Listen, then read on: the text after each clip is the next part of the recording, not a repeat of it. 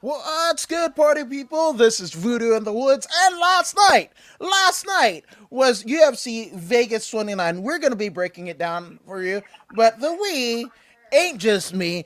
It is former U of MMA champion, the gentleman scholar, pugilist, Voodoo Maximus.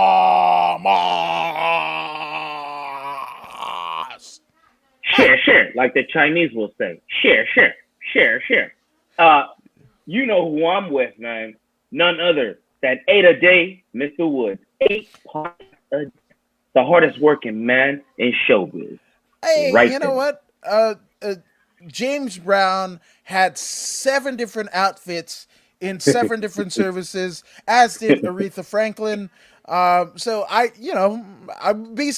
need to get to that level so I can look good in the pine box. But That's right. speaking of pine boxes or enclosures, because the underlayment for the octagon is wood, right?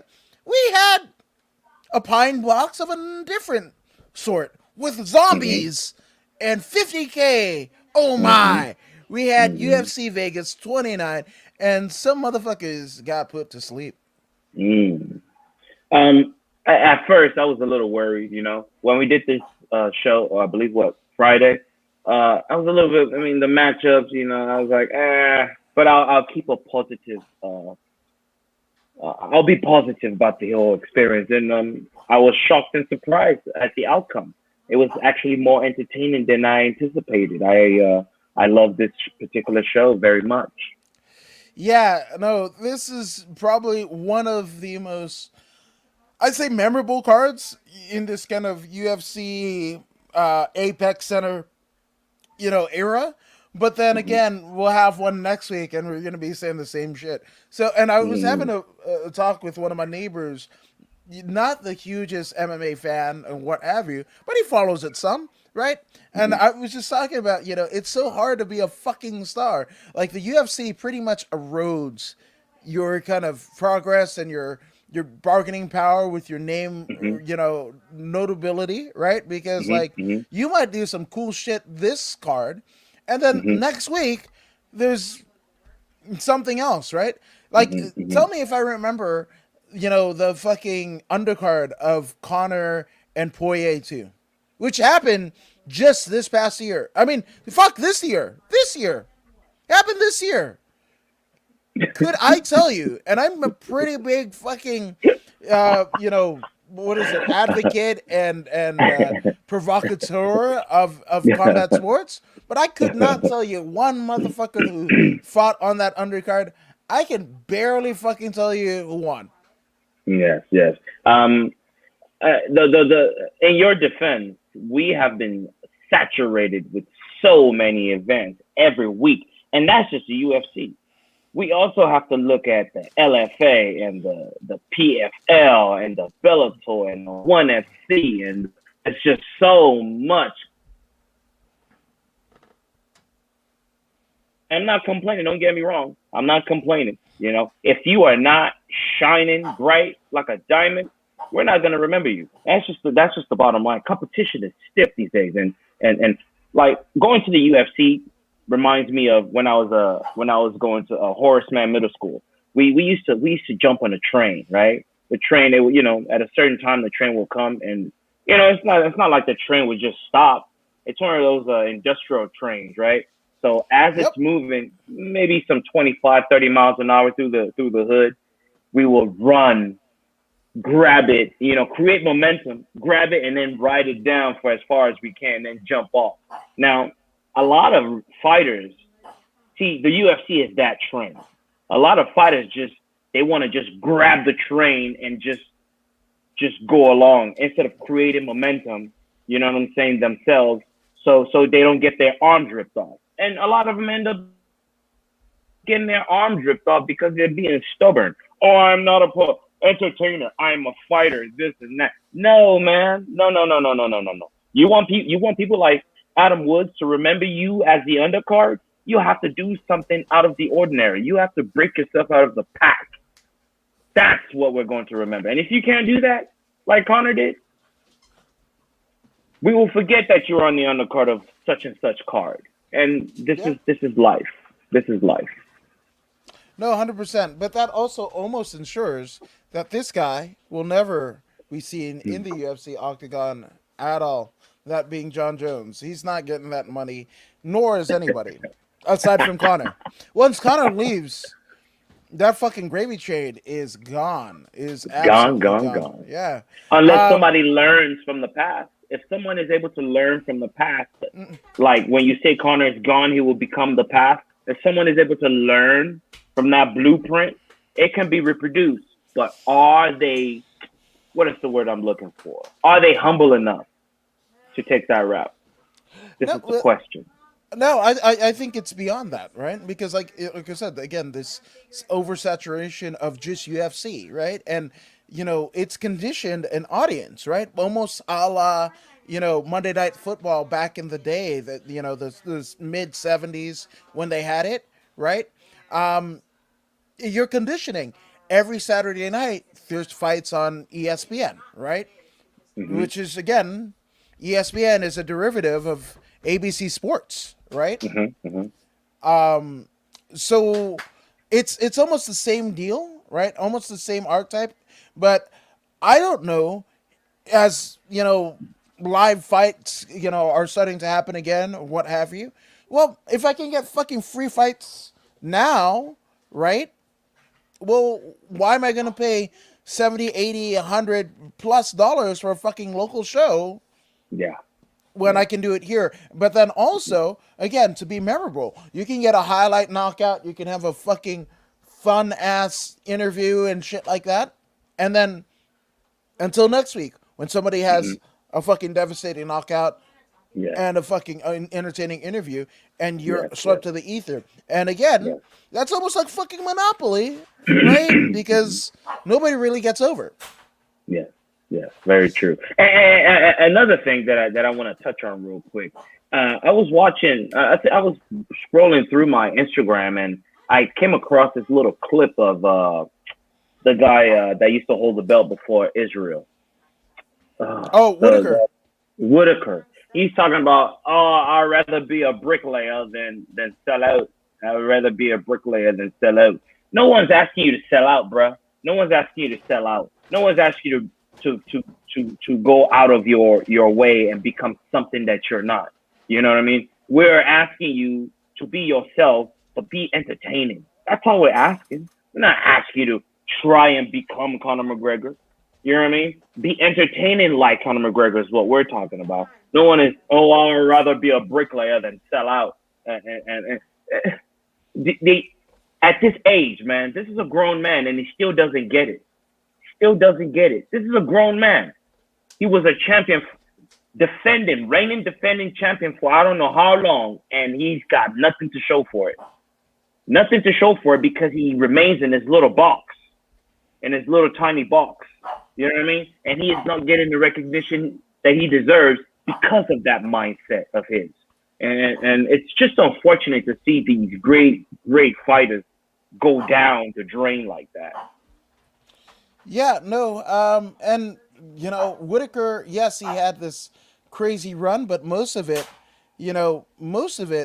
was him being on the injured reserve, right? So and then when he came back, I think he fucking got fucked up by Romero Yoel, right? And then Izzy, what have you. See, I fucking forgot, man. But this is the entertainment deal. If you're not doing that, I don't know what the fuck, Yeah. right? You're not Shaman making Steve no says money. exactly. Good afternoon, Shaman Steve.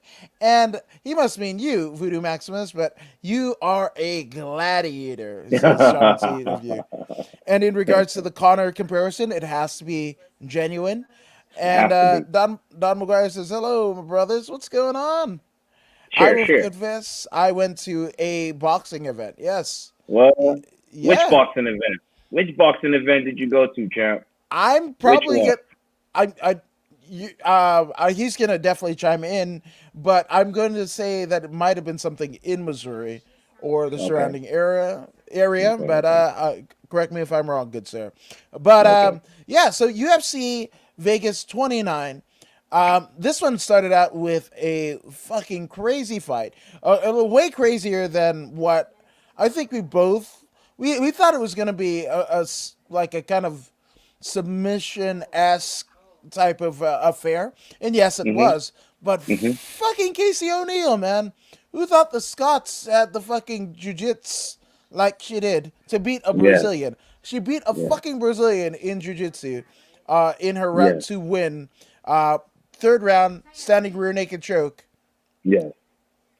What say you? Boy, that was an awesome match, man. They started that first round, knuckle up, man, knuckle up, extreme uh, uh, uh, uh, kickboxing. It was beautiful, beautiful, beautiful footwork, angles, high, low attacks, high, medium, and low attacks.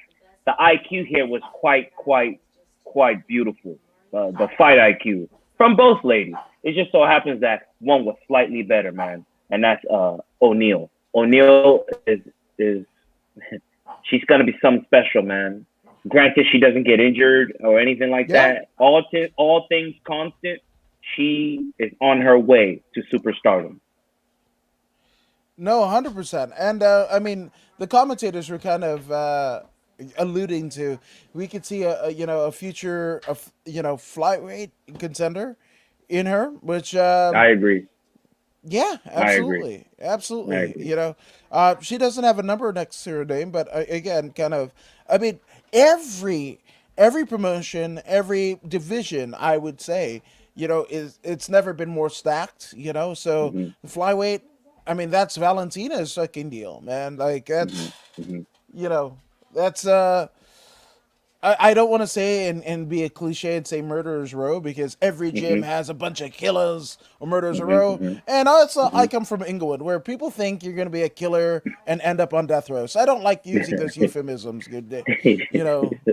Uh, but I mean, if you were to kind of subscribe to that ideology, you can definitely say that for the current day women's flyweight division. So, but Casey O'Neill emerges as a new kind of uh, I guess a face on the scene. Yep, yep. She is definitely a face in the scene. And please do not rush this young lady. She is not ready for the top 10 yet. I mean, the top five. Just keep her going along, building momentum. You know what I mean? Slowly build that momentum, right? Work on that mic skill, work on that platform. And before you know it, man, you're going to have a terror in your hand. And I look forward to seeing it. Absolutely, as do I, and giving us a little bit of clarity to what Don McGuire went to last night. I'm assuming it's Oliveira versus Justin Ridgway in Okay. Neosho, Mm. Missouri. So, Neosho, you definitely went to that card. So, shout Mm. out to Neosho. Yeah. Neosho. Neosho, Neosho. Missouri. Yes, right on. That's Shout right. out the NS, right? Neosho, Missouri. Hell And, yes. and, and for the record, I also watch boxing, Mr. McGuire. I enjoyed all technical aspects of the game. I practice boxing. Um, it's quite nice to watch, but I'm more into that complete fighter type thing, where you can put it all together. But I do make time for, like, just yesterday I was watching Inoue, the young Japanese Yeah, cat, Inoue. that's his thing. Inoue, Yeah, wow, wow, wow. Little tiny 115-pounder, but man, the dynamite in that kid's hands, man. He is a force to be reckoned with. Force. yeah. I watch boxing when I want to go to sleep. I The thing about it, and I'm not saying anything against like amateur Golden Gloves or anything like that. And I don't want to be one of those people who are like, oh, NFL sucks. They were better when they were in NCAA. Like, whatever, right? But for Yeah, me, it's just again, boxing will be boxing at the most boxing moment, and yeah. uh, kind of like what happened with the Silva Chavez Jr. fight, right? Where you Hmm. just Hmm. know somebody fucking got a fucking envelope Somebody got their pockets stuffed with a bunch of fucking green that Hmm. Hmm. it muddies the integrity of the sport. So Yeah. and it's funny too because you got to remember, right? Most people are like this, heritage of boxing or whatever. Actually, boxing turn of the century couldn't fucking, not to say they couldn't draw a dime, but it was doing way less than professional wrestling in terms of Yes. the pop culture lexicon. Yes. Yes. Yes. Yes. So there's Yes. that. I like And, grappling. and in regards to entertainment, this transcends all sport. You know what I mean? If you look at football, Chad Ochocinco, entertainer. What's the other receiver that played for the 49ers? Also, Terrell Owens, entertainer. Deion Sanders, entertainer. The most success. I mean, yes, you have to have skills, okay? To be recognized, you have to have skills. But at the same time, man, you have to understand that you're there to entertain the people. You know, wrestlers, right? The one you call fake wrestling. These guys are professional entertainers. See, they have accepted their role as entertainers, right? So when you're a boxer or you're an MMA fighter or you're whatever, you owe the people entertainment. Mhm. They're not just there to watch your skills. They're there for you to affect them emotionally.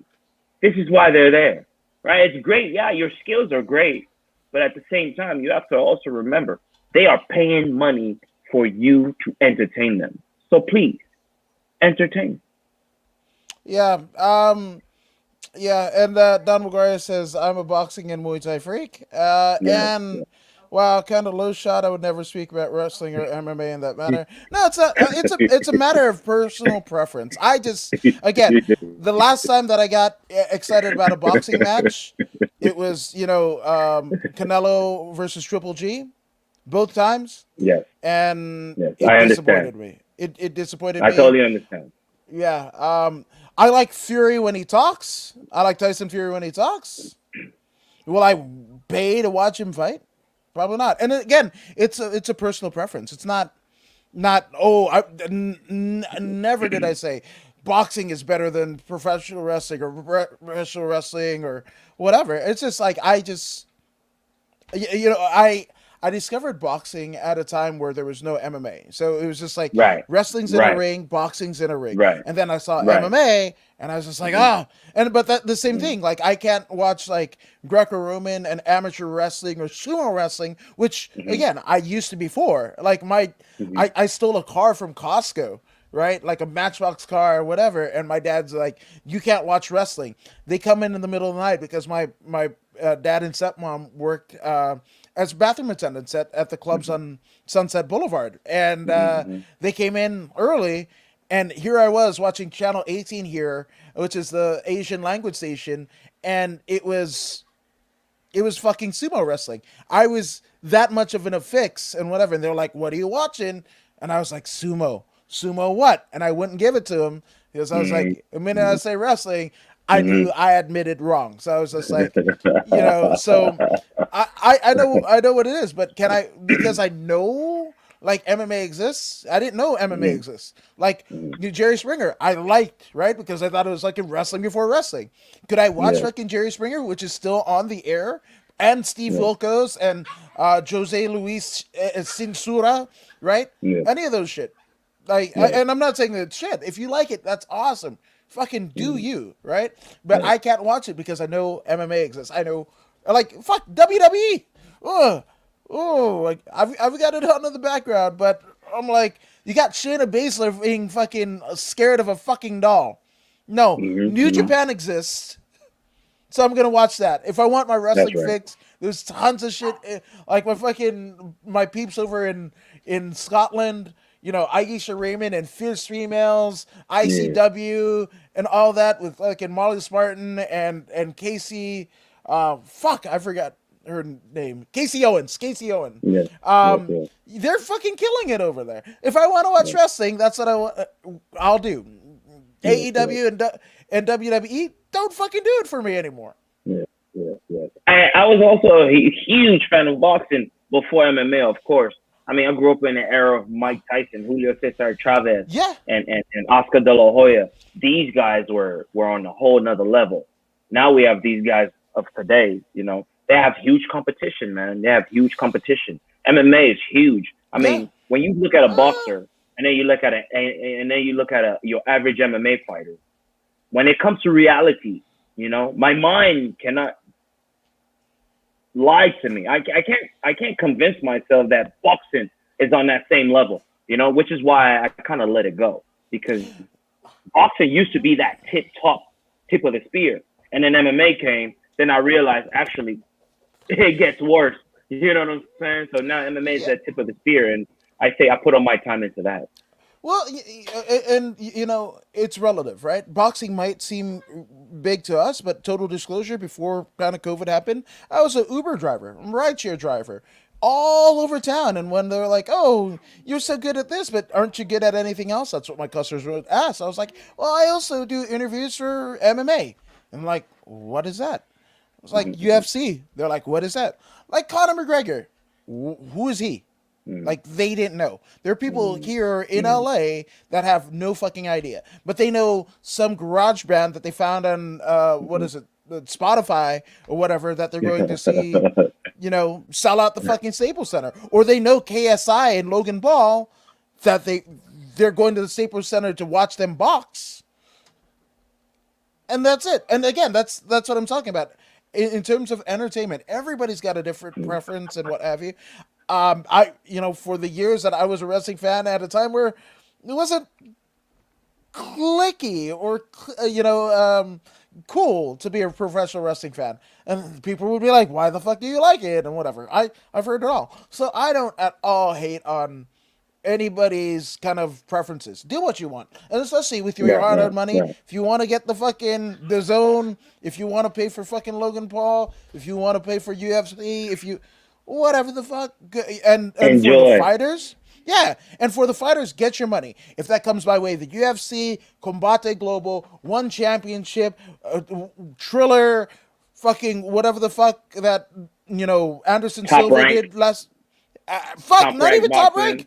Rank. Fuck, Anderson Silva didn't fight Top Rank. That's He fought, true. yeah, right. Whichever way you got to get your fucking money and have your Yeah, fucking brain cells intact, do that. yeah. Fuck yeah, That's right, man. man. That's Yeah, right. That's do right. that. Do that. Hey, but Well, but but what about this Ricky Glenn and Joaquin Silva, man? I mean, did we both pick Ricky Glenn? I believe we both picked Ricky Glenn, right? yeah, yeah, Yeah, but I didn't think that he would have the amount like of fucking terror that he did. He like that, fucking, right? he fucking starched. I mean, he's the gladiator, but he starched Joaquin Silva in a way that I don't think that Silva was ever fucking confident in or had that happen to. Hmm, hmm. Well, actually, I stand corrected, because literally his last time in the octagon was against Nasrat Habsquest, Hmm, and that was a fucking overhand left in hmm, 36 hmm, seconds. So he hmm, lasted one more second against Ricky Glenn than he did with hmm, Nasrat, but hmm, even still, like, he got KO'd two times within about 120 seconds of hmm, hmm. action, or actually, what, 80 seconds. He got KO'd. It's amazing. Even at this level, man, people still making these fundamental mistakes. Like, you don't run after people, man. Why would you run after him? He's watching you, he's looking at you, and he's watching you run to him, right? I teach my kids in Taekwondo this all the time. Don't run at people. Don't just rush in. I mean, he didn't even have to like wind up or anything. Ricky Glenn, he just turned that shoulder over, clipped him on the chin, and that was that. Mm-hmm. His own momentum knocked him out. Yeah. He ran his face into the man's fist. Is pretty much what happened to him. And then he got dropped and then grounded and pounded to finish. How can you be at this level and make such a mistake, man? People got to learn to control their emotions, man. Maybe he needs to hook up with Shaman Steve, man, learn some meditation. learn to calm himself down a bit. Yeah, I'm with that. But then again, I'm gonna advocate for everyone to fucking see Shaman Steve because You Shaman know what I'm Steve knows saying? where it's at. So just saying. And Don McGuire says all good. No, 100%. And I hope the gentlemen Oliveira and Ridgeway. I fucking hope they got paid the fuck out, man. So That's right, you know, man. I want That's right. everyone to get paid, you know? That's right. And Shaman Steve says, yes, that's right. Everybody needs to go see Shaman Steve. That's right, man. Yep. That's And right. I mean, before they go see him, just to know what they're fucking getting, follow him on all of his social medias, That's and right. you'll see what he's expounding and its knowledge in which he's expounding. And You better talk believe about it. the practitioner and a major domo of the knowledge. Look no further than Voodoo Maximus as Yeah. kind of the disciple of the lessons. And That's right. yeah, That's yeah. right. That's right. So, but speaking of lessons, good God, Rocky Martinez, I think, learned a lesson where Hmm. you can't just fucking, smother your opponent and expect to win. He did great the first round and a half, right? Like, so Right. first round was all Roki. The Right. second round was half of the second round was Roki, but fucking Right. Parisian fucking figured him out. Kind of took him to the ground a bit. Hmm. Reversed a lot of the cage work that Roki was trying to do to him. Hmm. And Hmm. unfortunately, this makes Roki a three and out. He lost to Alexander Romanov, right? Hmm. Arm triangle, unanimous Hmm. decision against Dantale Mays, and then this split decision over Josh Parisian. So Hmm. this might be Hmm. the thing that you know ends him his tenure, at least at this Hmm. juncture. But Hmm. the fact of the matter is, just that might have worked. The places that he would fight is just like smother the shit Yeah. out of your opponent, right? Yeah. Yeah. But yeah, you fought in Risen, right? Hmm. Risen deep. So mostly, in Japan, right? So Hmm. that might have Hmm. worked, and Yeah. fuck, he beat. Oh, well, actually, he lost to fucking Miracle Crocap by a forehead cut back in Hmm. 2018. But he Hmm. has some fucking, you know, Jerome Labanner beat Jerome Yeah. Labanner. Most people Yeah. forget Yeah. about him, right? Hmm. But with that all being said, it's just I don't know what it is about rookie or guys in the heavyweight division that literally can feel like this, just be a one-dimensional puncher, and that's gonna lead you to bigger paydays, And I know what's going on with Roki. I know what's what's going going on? on with Roki. What's going Roki's on? a little guy, man. He's a little guy. He's a little guy in the big man's world, man. The reach advantage in the heavyweight division is significant. It's significant. Even a jab can knock you out because these guys are so big and powerful, which is why he utilized the smother technique to take away that reach advantage. But one thing he's missing is that ground, right? Once you get him to the fence and then you start to rabbit punch him and all that dirty box. At some point, man, you should get that guy to the ground, and that's missing in this game.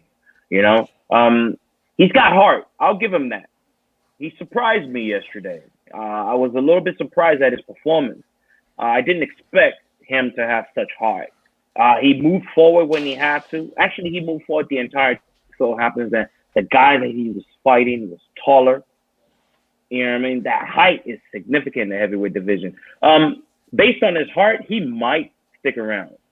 Based on his height, he might be able to stick around. And two, because the heavyweight division is not that deep.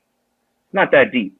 Not that much competition in the heavyweight division. So they might overlook that, but it's usually three and out for most folks in the UFC, like you said. Yeah, and I mean he's represented by Iridium, Hmm. Jason House, Hmm. Jacob Parga, and Jeremy Luchau, right? Hmm. And shout out to Jeremy Luchau, who him, Anton Hood, and the rest of the gang, they actually had 559 fights up Hmm. in the Central Valley. So last night, so shout out to 559 fights. But yeah, it's the thing about it, right? Because we talked about Hmm. it. You talked about it as wrestling, and you're a provocateur of such things. Hmm. Wrestling in this 2020, this new age of MMA, right? is vital.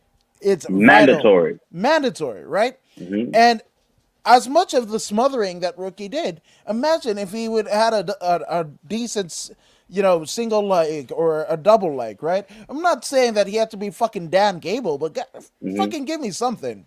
Give me Hmm. something. Hmm. Hmm. And that something wasn't it. And, for him to carry the girth that he has, right? Hmm. Like, he's a veteran. He's a Hmm. veteran of the sport, right? He's Hmm. not a Hmm. young buck, pardon the Hmm. pun, right? He's Hmm. been fighting since fucking 2005, right? Yes. 2005. That's sick. What? Well, how many years? That's decade and a half worth of Something like experience, that. Hmm. right? And you Hmm. haven't toned your body down? And you're not fucking Mark Hunt. Mark Hunt could get away with that shit because he was Hmm. just. But even Mark Hunt knew some grappling. Hmm. Some. Was it world class? No. But he knew when he had to get to that upper echelon of the UFC, he had to. That's why he kind of fucking cried a foul when Brock Lesnar was on all of the fucking supplements and shit like that. Hmm. Hmm. Fucking Usadoing a rainbow and shit, whatever, because this is somebody who actually improved on his craft. Even though he's a literal legend in the fucking sport, he still found the need because once he hit that top echelon, he knew he needed it. Roki didn't need it, and he's way further in the totem pole. You know, Hmm. I just fuck, man. I don't understand it. At this stage Yeah. of the game, I really don't understand it. Hey man, I wish that dude luck because he's gonna need a whole lot of luck. It ain't gonna get any easier, man. This is as easy as it's gonna get for him. The higher he goes, if he's able to go higher in the UFC, it's gonna get tougher, and they're gonna get bigger and taller. They're gonna remain tall. You know what I'm saying? They're gonna remain tall and they're gonna remain powerful. So, good luck to Mr. Martinez. And shout out to Josh Parisian. Not that we forgot about you, Josh. It's just No, that no, we no. expect you to do a lot more than you did. We're Yeah, expecting you to do better than a split decision. But shout out to you for winning. yeah, Rokib did lump him up pretty good, cut him up pretty good in his yeah. face, and lump him up. And, you know what I mean? Yeah, we both picked Josh to win, but we were expecting more, at least a unanimous decision, not a Yeah, split decision. But it is what it is. agreed. But if it's unanimous decisions you want, fucking Chaos Williams is going to give it to you because That's right. Jesus Louises. I mean, there Hmm. were there were kind of bright spots about Matt Salzberger's, semi the Jedi's fucking arsenal. There were some Hmm. points where he looked okay, but I Hmm. mean, Chaos just brought all of it, and Hmm. everybody, myself included. Chaos put Hmm. me on my ass because I was, Hmm. he's a pretty muscular dude, right? Muscle takes oxygen, right? Hmm. And the fact that, he's got a lot of muscle, the fact that this went all 3 rounds, 15 minutes, and he was dominant all throughout. We saw strikes, we saw some takedowns, we saw, Hmm. and again, everything that I was saying about fucking Roki, well, Chaos Williams is a prime example of why Roki should be on the path of, even at this kind of late tenure in his career, that he Hmm. should be capable of so much more or want to be capable of so much more. Chaos Williams shows that this is what happens. Like he can Hmm. fucking knock your fucking block off. He can. Hmm. I think he's got some submissions. Hmm. No, actually, no. He doesn't have any submissions. That motherfucker just comes at you and beats the shit out of you. Hmm. He even has somebody on the fucking amateur scene. Didn't even fucking get, didn't even get out away. Like they basically called it off on the fucking stool. Hmm. That's how scary it is. That was back in 2015 Man. with Marcus Maulding, where Marcus Maulding got mauled by Chaos Williams. But I Hmm. digress. Again, really big showing, a really awesome showing Hmm. for Chaos Williams, and it could have been a Hmm. stylistic matchup of Smellsberger not having anything to kind of thwart Hmm. whatever Chaos was bringing to the table. But Hmm. even with that being said, the level of acumen that Chaos showed in this fight, he's something. He's something. He's definitely something. Chaos. Chaos is definitely something. He does definitely have scary powers in both hands. I will commend him for attempting to learn how to kick, but he's still got a long way to go in the kicking department. His kicks are terrible. Yes, he's landing kicks, but they're not close to be where they need to be. The technique is awful, Right. awful. But because of those hands, it's scary to approach him because there's a good chance he'll knock you out. You know, he gets away with those terrible kicks because he's so strong with his hands. Yeah. Smellsberger, he was better than I thought. I will give him that. He was better than I thought. I would say he's more of a complete fighter than Chaos, but Yeah. Chaos got the equalizers. Those hands, when they touch you, man, they do damage. And you can see how Matt looked at the end of the match. Matt was scared of those hands the entire first 10 minutes. And then when he realized, oh, I've lost the first 2 rounds, I better fight this guy, man. But by the time he started fighting him in the 3rd round, it was already too late. I do understand the fear, man. Chaos. Those hands, when they touch you, they'll put you out. But Smellberger, he's got to understand. Sometimes, man, you just got to risk everything. Yeah. He didn't risk everything. He thought about his health. I don't blame him. No, 100%. But the thing is, this is Matt's first loss in the UFC, right? Because he came in, he was originally supposed to fight Philip Rowe back in August of 2020, right? And then Philip Rowe basically canceled. So he fights Carlton Minus the exact same show. Beats him unanimous decision, gets a fucking 16-second KO of Jason Witt. So, I mean, he is on a path. You know, he's not a slub, right? For Smellsberger, for this kind of point in his career, you know, what is it, 11 fights now, you know, on the other side of the Chaos Williams fight. You know, he's exactly where he needs to be. You know, is he going to be in the fucking top 10, you know, tomorrow? No. Even if he won this, no. And nor should he be, because, again, like you were saying, you know, in the instance of Casey O'Neill, they need to let this simmer. This needs to be a slow burn in terms of progression. And now, do I want to see this fight again? Probably not, because again, it's a zero-sum game, right? If one of these two becomes a champion and then, you know, the other is essentially the number 1 contender, then yeah, fuck, let's do that again, right? And the level of acumen in both men, you know, have raised considerably, and it actually has stakes to it.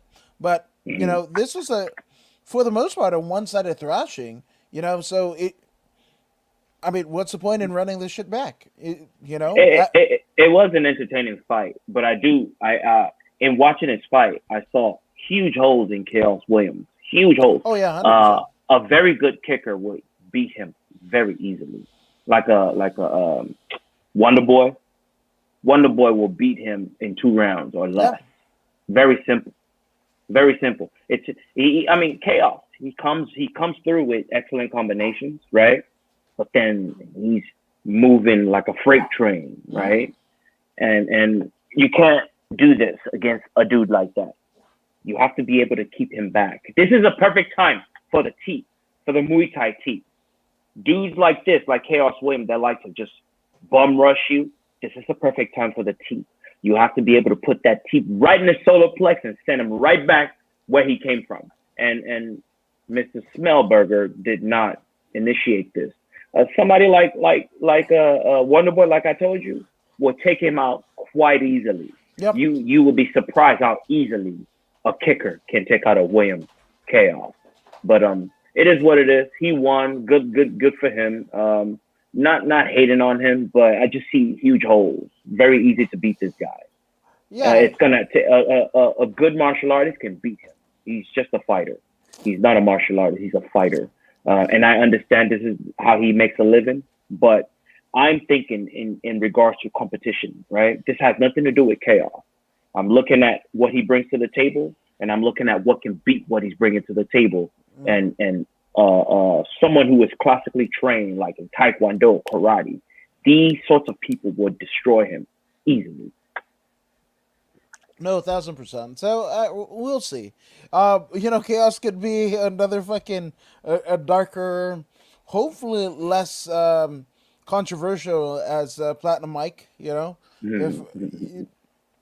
one could only hope. Yeah, and it's that 170 Yeah. division. So I almost feel like the UFC needs somebody in that kind of role. The fucking smasher, shit talker. You don't know what he's gonna say or whatever, but not the fucking the headache that one Platinum Mike Perry is. So there's Well, that. well, he can definitely fill those shoes, man. But does he have the mic skills of a Mike Perry? Mike Perry can be annoying, but he evokes emotion from people, and this is why he's successful. Even in losses, people still listen because he can get you to either like him or hate him, and you need this ability to be successful in combat sports. Yeah. I people like Mike Perry. People also like to set their hair on fire. Same difference. And again, if that's what you feel like doing, do you, boo boo, do you. Um, but speaking of things to be done, Mhm, Virna Jandiroba. mhm, Holy shit, man. Um, and we both kind of picked Kanako Murata, mhm, kind of mhm, highly influenced by, one of my favorite mixed martial artists of all time, my favorite mhm, mhm, artists of all time, mhm. one of my favorite catch wrestlers of all time, one Kazushi Sakuraba, right? Sakuraba, yeah. She's very, very, she's a disciple of such, coming in with a 12-1 record. But Mhm, Virna, former Invicta champion, my goodness, the level of jiu-jitsu prowess showed by Jandy Rober. Now, Kunako, I mean, was handled her in terms of the takedowns. There was points where Jandy Roba did not look good at all, right? Like, I mean, in terms of the wrestling, like Kanako had her figured out, like for the better part of the first round, right? And the striking changes and whatever. But was it actually, yeah, the better part of the first round? But it was that kind of grappling exchange where Virna had her in some like tight arm locks. Was it an arm triangle, something of that ilk, right? The damage occurred from armbar, a Armbar. belly Yeah, down armbar. Yeah, it was real deep. Kanako was doing very well shutting on the hips, and then she got herself sucked in. She mental error, man. It was a mental error that caused that armbar, and once the damage was done, the damage was done. Another thing I noticed was Vierna is very huge. She's much bigger than Kanako, but and much bigger than Kanako. One, two, more polished striker. Kana didn't have the 1-2 at all. Uh, she had very good bounce, very good movement, light on her feet, which is very necessary as a fighter. The wrestling is good because this is her background. Very good wrestler, but she slipped up. She made a mistake and got her arm dislocated or broken. It looked dislocated. yeah. You could see at the elbow there was a huge indentation here. I believe it was dislocated. It came out, but she came back out in the second round and continued and finished the entire round. Mm? I saw even well, I was at home watching with the cameras, but I noticed before the announcers noticed that the arm was compromised. I was like, whoa, something's wrong with that arm. I saw that huge dimple in this area of her elbow, and I knew right away, okay, that arm is done deal. And then, but she kept fighting, man. This is that Bushido, that Japanese spirit, man. Shout out to the young lady. Definitely needs to do something about the hand, right?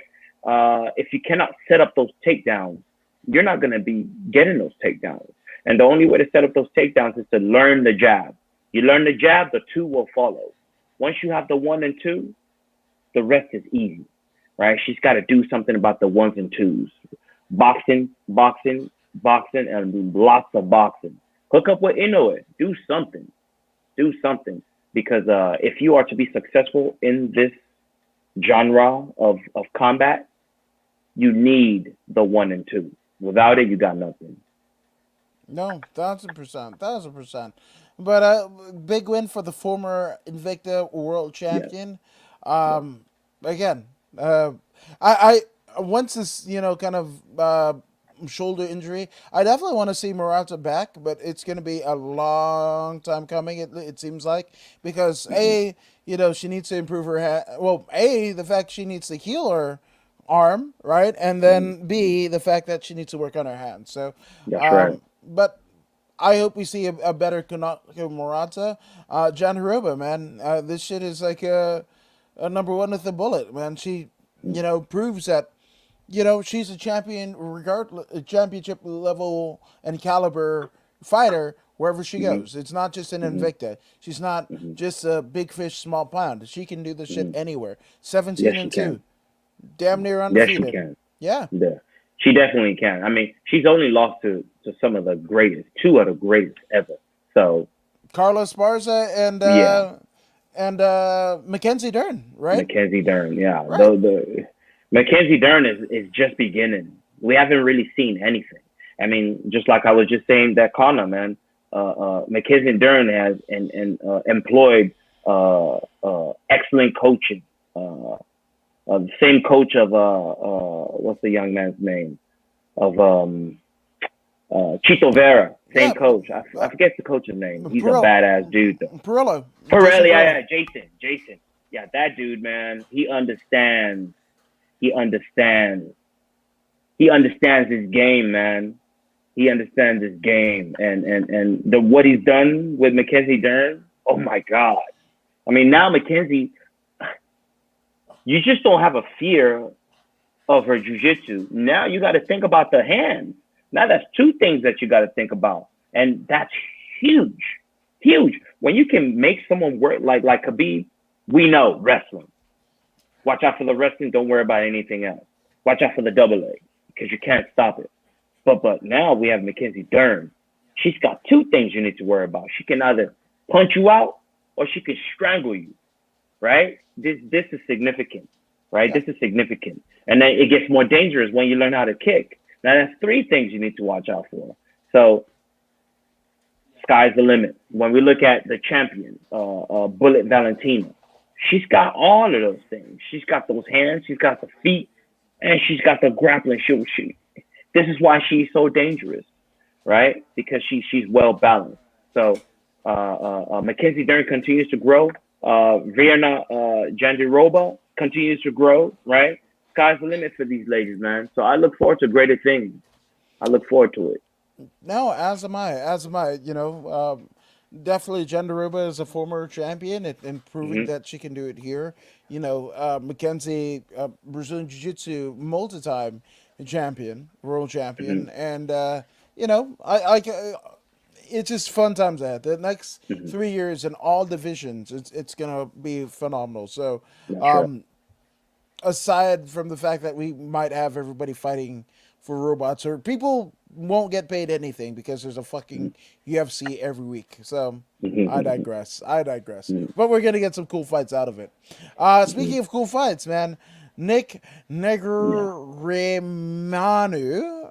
That's Hmm. what I'm going with. And Alexa Yeah. Kamor. This is a Hmm. split decision. This is all fucking fist fight, grapple. Like these two shit me, man. Like this could have been a fight of the night if not for what we were gonna see a little bit higher in the card. But Hmm. this is a phenomenal matchup. Hmm. Hmm. Yes, it was, man. It was. It was. It was a war. It was a war. We predicted that these two men were gonna go out there and try and make a name for themselves, and that is exactly what they did. They went out there and they put it all on the line. Not a whole lot of technique coming from Nick.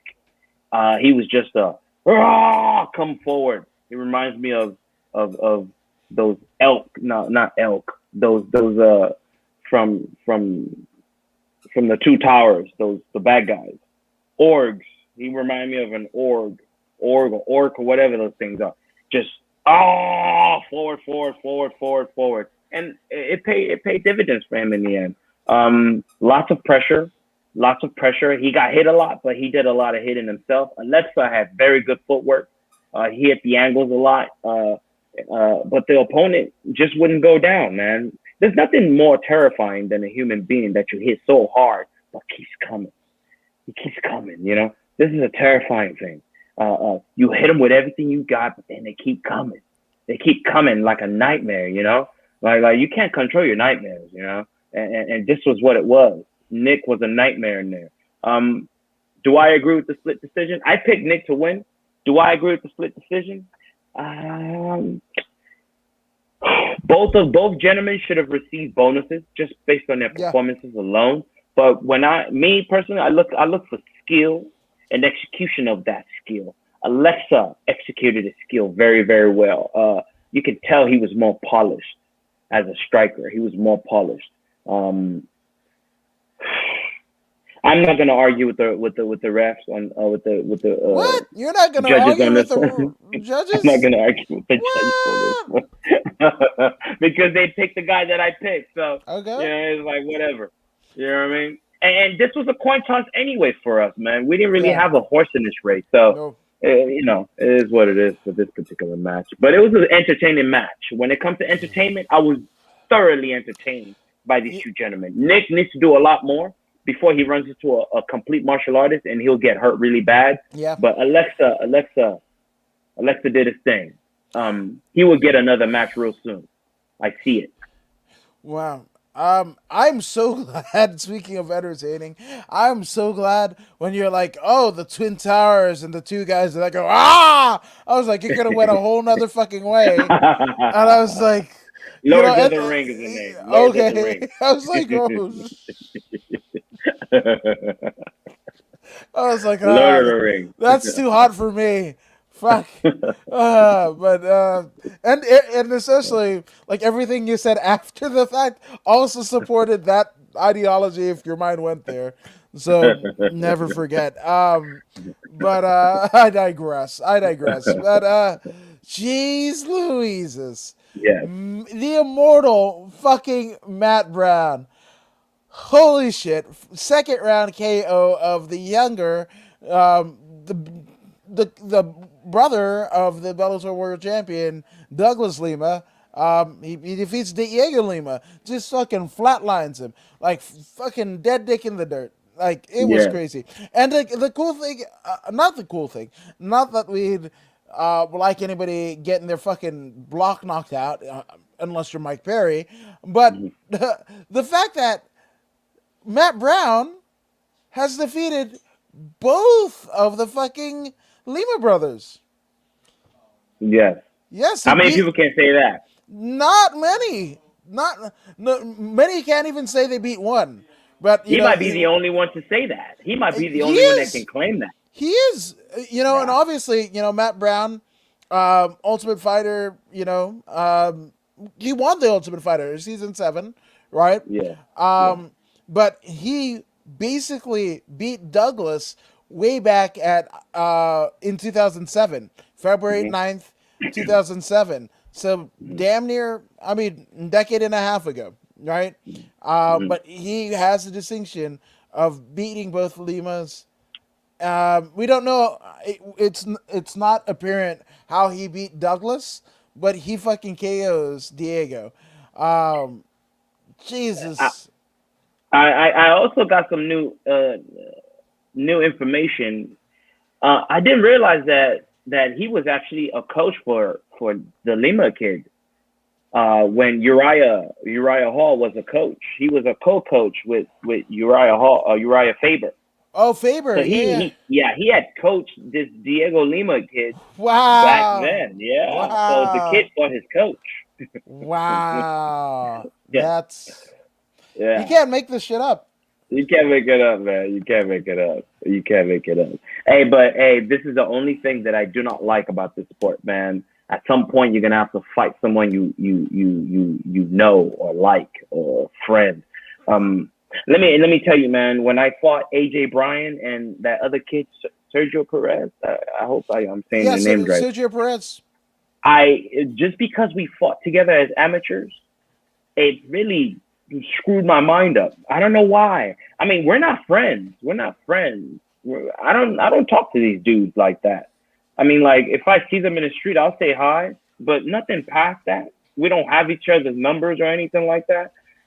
But because we come from that same organization, the U of MMA together, when I saw them as a pro, I didn't feel comfortable. I don't know. I can't explain why I felt that way, but it was more like I don't know.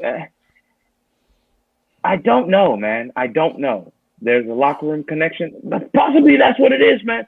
It felt like fighting a brother. You know what I mean? Even though Yeah, we're not friends, right. it felt like fighting a brother, and I was very uncomfortable. I took the fight, yes. I took the fight because that's the fight I was presented. But it felt weird. It felt weird. That's all I can say about that. So I understand how that feels. Now, these guys actually know each other. They've trained with each other, you know, and I can only imagine how they feel fighting each other, you know. No, 100%. And you know, call it skeleton key, you know, skeleton twin, what have you. But it's it, you know. Once you share a bond, it's like you know, people who fought in wars, right? You guys were fighting for the proliferation of you of MMA, much Mm-hmm, like, you know, military vets, right? They're fighting under one banner for a common cause, a greater mm-hmm, good, if you will, mm-hmm, you know, and you become brothers and sisters. You become a family, right? And you've been through wars together, you know, shoulder to shoulder. So I totally get that. You know, not everything.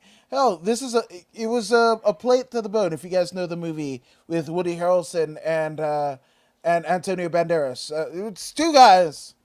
They might have been going but yeah, I digress. mm-hmm, But it could be that, you know, they fucking went through life together, wanted to fight, got to fight, but it was against each other, and I think they were even mm-hmm, roommates at the time, and you know, it just happens, you know, mm-hmm. and yes, the U. I'm gonna go there. There you go. That's a U. That's a U. Yeah, man. 40-year-old Matt Brown, man, still there at the highest level doing his thing, man, beating his young cat. Shout out to Matt Brown, man. Matt Brown went out there and he said, "Shut your mouth." He said, "Shut your mouth, shut your mouth. I'm still here and I'm still doing things." So shout out to Matt Brown. You did shut my mouth. You know what I'm saying? Yeah, So that's the last time I'm picking against you, brother. You know what I'm saying? yeah. Even if I know you're gonna lose, I'm never picking against you again, Matt Brown. He Respect, he he respect. he deserves it. He Yeah, deserves it, and an yeah. extra $50,000 going to the immortal one. That's So right. you know, for a guy who just posted on Instagram, you know, he's coming off, you know, coming with a win, a big win, but he would love to be at home with the mini immortals. So you know, kudos to you for kind of saying that. You know, on Father's Day, and knowing home is where the heart is. So, That's yeah, right. shout That's out to right. you, good sir. That's And right. it's, I mean, trained here at the Muscle Fun Factory with like Daniel Rodriguez and Ryan Lilly and everything like that. Just all around good dude. So I feel good about this one. Mm. You know, unfortunately, it's Diego. I like, you know, both Diego and Douglas in terms of their fight acumen, but it just wasn't his night. Wasn't Diego's night. Matt Brown, man, fucking Matt Brown. Yes, she is. Indeed. Oh, speaking of fucking KOs, Bruno Silva basically mollywops Wellington Turman. Mm-hmm. What was? This is the one where the fucking bouncing off the head. Oh, it was just bad. It was just like fucking bad intention. Even my wife looked at this and was like, "Oh fuck," and she doesn't even go, "Oh fuck," man. She's just like, "Oh fuck, man." Like this is bad. His head hit. I mean, not to say like the referee was a bad stoppage or anything like that, because he was actually, wasn't he up trying to argue with the fucking referee? Like, I'm still Hey, here. hey, the dude looked. He looked conscious, and hey, I mean, even though he was on the ground on his back, uh, he was in the dominant position. Even though he was on his back in jiu-jitsu, that is a dominant position to have someone in your guard. Hmm. That's a dominant position. He was in dominant position, which is why the referee cannot just go in there and stop the match. because you have to give the dude a chance. He is in a dominant position, though he was on his back. So it is what it is. His opponent, Bruno Silva, he went out there and he pretty much wrestled. He wrestled. That was wrestling. You know what I mean? Even though they're both Brazilians, Wellington, Wellington, Wellington jumped on him with the quickness, man. He was a backpack on him, and he tried to get that submission. Apparently, these two had competed in the past in some kind of grappling match, and Bruno beat him. Bruno Silva beat him. So now they have running it back, and for some reason, Wellington thought it would be a great idea to continue where they left off and go back into another jiu-jitsu match. But he forgot, this is the UFC, man. We can punch here. And he laid on his back, allowed a distance to be created between the two of them. Bruno, reared up, and he just started wailing down punches, man. Yeah. The first one that knocked that stunned him, I saw his face. When you stun someone, there's a certain look that comes about their face. Once I saw that, I was like, oh, that dude is done. And then he took 2 to 3 more after that. Yeah. And then that's when he lost consciousness. And for him to say, argue about, see, another thing is when these dudes get knocked out like that, it is like traveling through time, right? You're there, then you're not. And then when you come back, it seems like, you just blink. But you've been out for a while, buddy. He was out for a while, just didn't know it. He traveled through time, brother. He time traveled. He time traveled real quick. And that's what happened. He blinked and the fight was over. And he's like, dude, what happened? All I did was blink.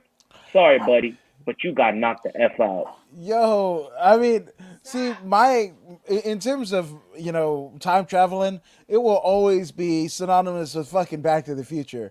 So, traveling through time, brilliant. So didn't Marty McFly and fucking Doc Brown just have a big-ass concussion? Did they get into a fucking car crash and shit like that? That's exactly what happened to those cats. And then they dreamed all of that. They dreamed all of that. Well, somebody put tips on both of them. Yeah, which, I mean, in that theological aspect of it, right?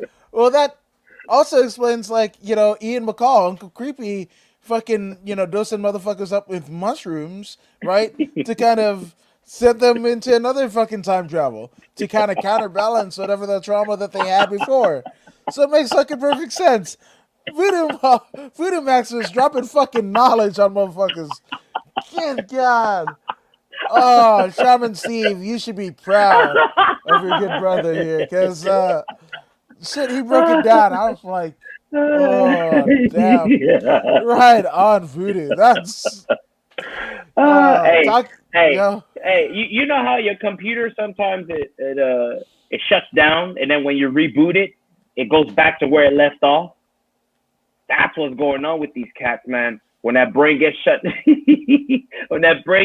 off, man, and it comes back on, even though time has passed from the time that it shut off and to the time it was turned back on, they are not aware of that time that passed. Not aware at all, man. It is what it is. I think this guy is not a UFC caliber. Wellington, not a UFC caliber fighter, man. There's a screw loose there.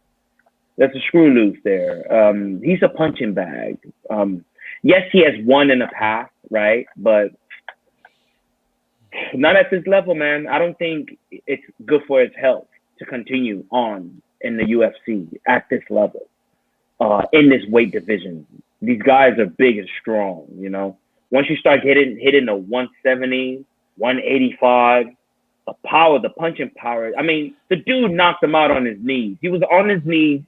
He swung his arm and knocked him out. He didn't really connect with his hip. Right. That was just the strength of his arm swinging. Imagine if he connected with his hip, how much more damage would have been done, And it is what it is. And then we have to also consider the weight cut and all that. Yeah. How much liquid was surrounding his brain when he got hit, Yeah, he was conscious. Yeah, he filled out, but the brain is usually the last to take in the liquid, right? The muscles took in the liquid, but it takes a lot longer for the brain to be surrounded with adequate amount of liquid. So this could be another reason why he went out so easily upon getting hit. But I don't think he is UFC material. Yeah, you know, you might be right. But I'm also, the fucking traveling through time. Like the Whitney Houston, dearly departed, the one moment in time. When you said that, I was just like, give me one moment at a time, and the fucking heads bouncing off the fucking canvas. It's dark. I know it's dark up here in the fucking space that occupies between my ears, but that's where I go. Oh god. But yeah, not. Hey, maybe he becomes the fucking Brazilian Brendan Schaub, right?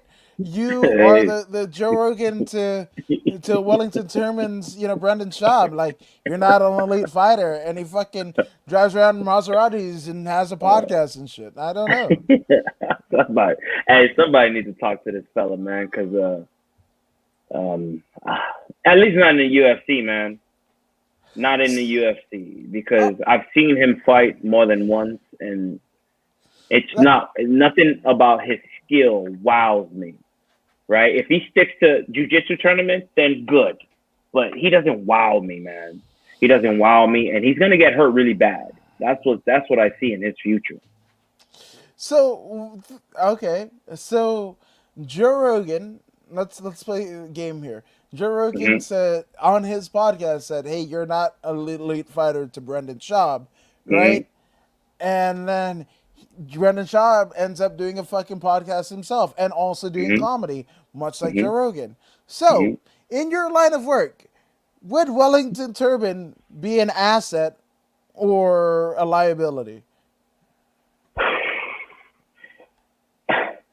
I know nothing of this cat. I know nothing of this cat.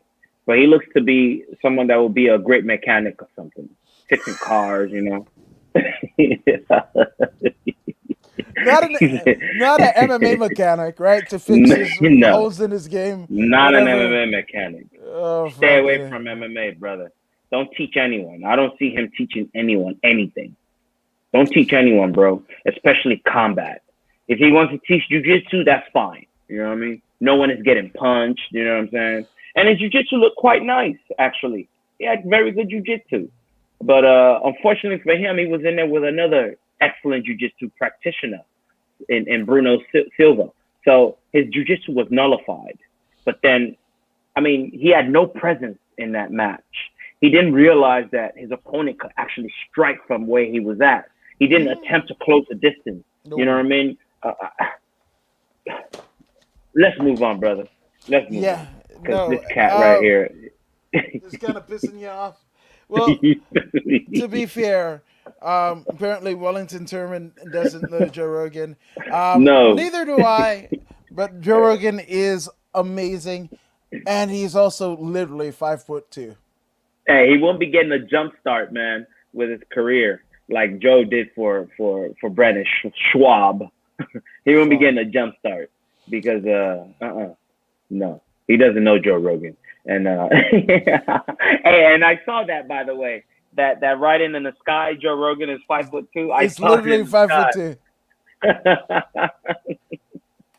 That was That's funny. yeah, man. That's but speaking of things that might not be so funny, Yeah, Julian fucking Arosa and yeah, Sung Woo Choi.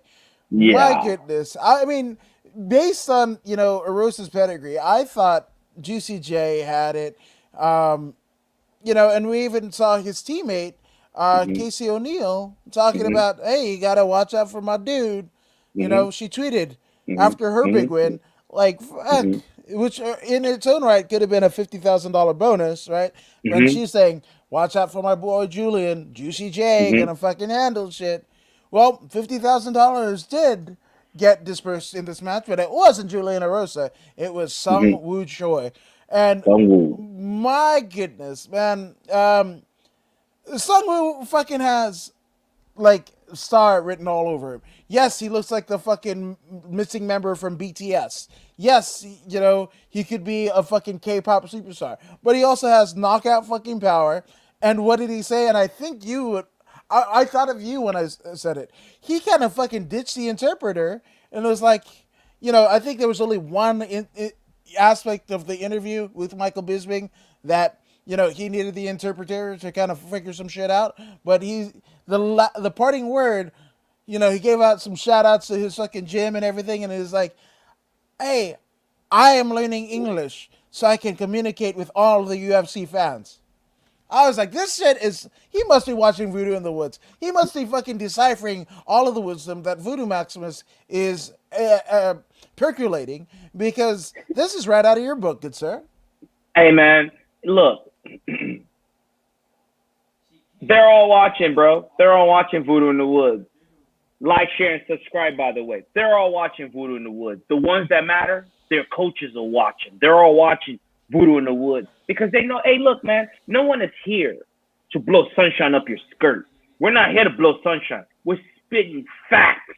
We're spitting facts. And we're showing young folks the way to immortality and the art of mixed martial arts. This is the only way, man. Look, when you look at the platform, the biggest platform on this planet is the UFC. And what is the language that is spoken in the UFC? English. It's very simple. It's very simple. Hey, look, man, I remember the time of pride.